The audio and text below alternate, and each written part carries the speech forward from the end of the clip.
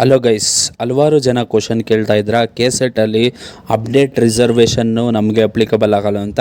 Update reservation applicable ಆಗುತ್ತೆ. ನಾನು video ಮಾಡಿರೋದು ನಿಮಗೆ ಡೆಮೋ ವಿಡಿಯೋ ಆಗಿರುತ್ತೆ. ಅದು ನಿಮಗೆ ಹೆಂಗೆ ಕ್ಯಾಲ್ಕುಲೇಟ್ ಮಾಡ್ತಾರೆ 6% ಅಂತ ನಾನು ಡೆಮೋ ವಿಡಿಯೋ ಮಾಡಿರೋದು. ಇದು ಕ್ಲಾರಿಫಿಕೇಷನ್ ಕೊಡ್ತೀನಿ. ಇದೇ ಕ್ಯಾಟಗರಿ ಮೇಲೆ ಈ ವಿಡಿಯೋದಲ್ಲಿ ನೋಡ್ತಾ ಇದ್ದೀರಲ್ಲ, ಇದೇ ರೋಸ್ಟರ್ ಪ್ರಕಾರನೇ ನಿಮಗೆ ಕ್ಯಾಟಗರಿ ವೈಸ್ ಡಿವೈಡ್ ಮಾಡ್ತಾರೆ. SC-ಗೆ 17%, ST-ಗೆ 7%, ಕ್ಯಾಟಗರಿ 1 4%, 2A-ಗೆ 15%, 2B-ಗೆ 4%, 3A-ಗೆ 4%, 3B-ಗೆ 5%, 44% ಜನರಲ್ ಕ್ಯಾಟಗರಿ.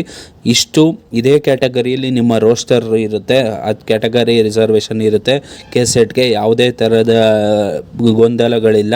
ನೀವು ಇದನ್ನು ಫಾಲೋ ಮಾಡಿಕೊಂಡು ನಿಮ್ಮ ಕ್ಯಾಟಗರಿನ ನೋಡ್ಕೊಳ್ಳಿ. ನಾನು ಬರೀ ಡೆಮೋ ವಿಡಿಯೋನ ಮಾಡಿರೋದು, ನೀವು ನೋಡ್ಕೊಳ್ಳಿ ಅಂತ, ಯಾವ ರೀತಿ ಕ್ಯಾಲ್ಕುಲೇಟ್ ಮಾಡ್ತಾರೆ KSET-ಅಲ್ಲಿ ನಿಮ್ಮ ಪರ್ಸೆಂಟೇಜು ಅಂತ. ಧನ್ಯವಾದಗಳು. ವಿಡಿಯೋ ನೋಡಿದ್ದಕ್ಕಾಗಿ ಶೇರ್ ಮಾಡ್ತಾ ಬನ್ನಿ.